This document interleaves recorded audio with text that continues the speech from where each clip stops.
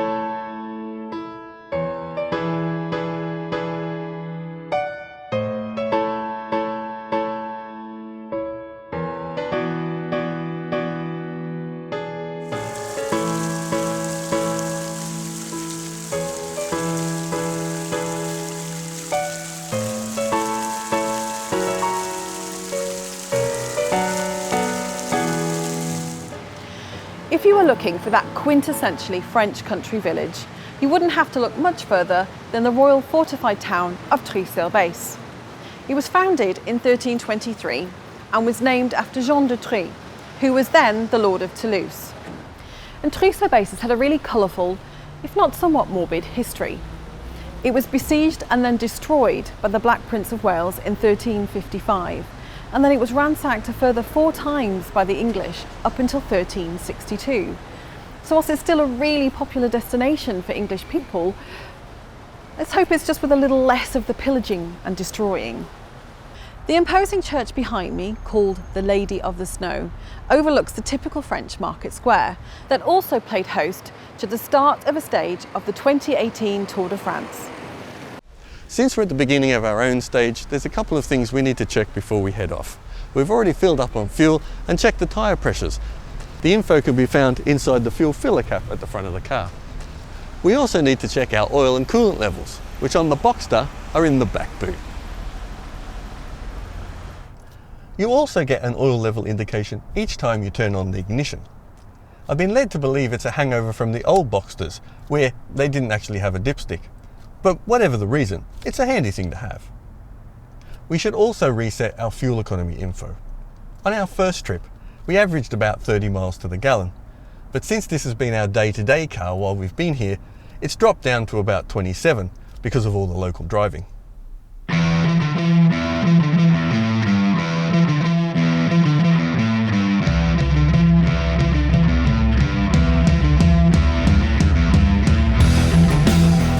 With everything checked and the Boxster packed, we headed off on what was the short hop through the charming French countryside to the city of Toulouse.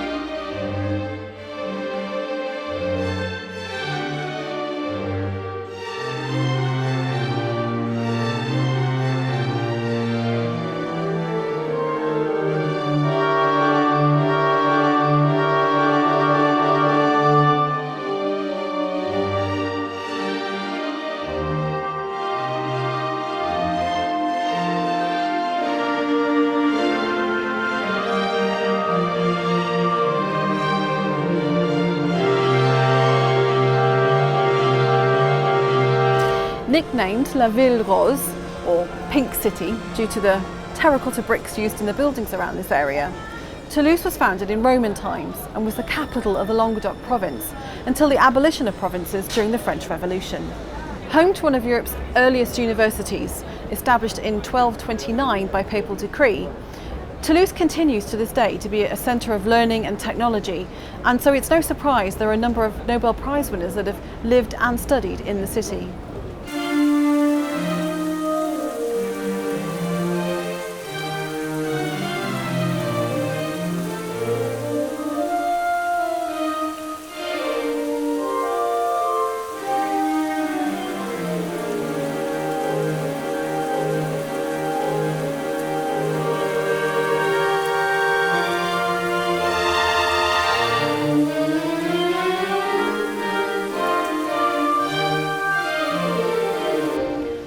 Toulouse is home to some UNESCO World Heritage Sites, including this, the St. Sernin Basilica. With some 200 religious relics, some donated by Charlemagne, St. Sernin Basilica is the largest Romanesque church outside of Rome.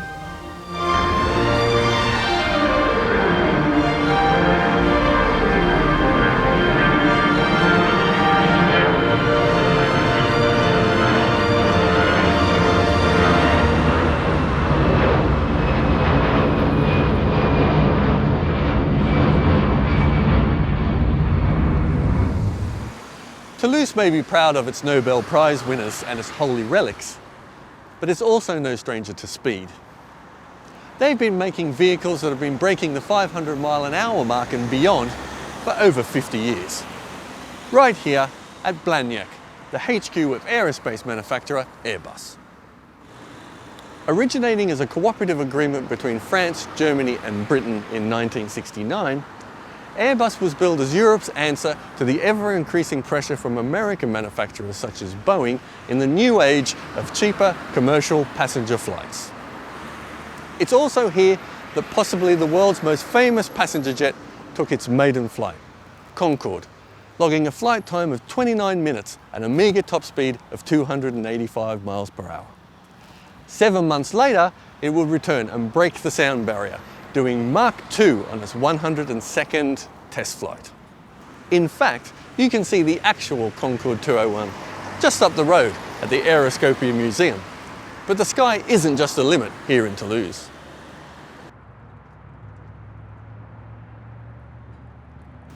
The city is also the hub of the European space industry and headquarters to Europe's largest space centre, responsible for the Ariane 5 rocket here on display in Toulouse's Space City.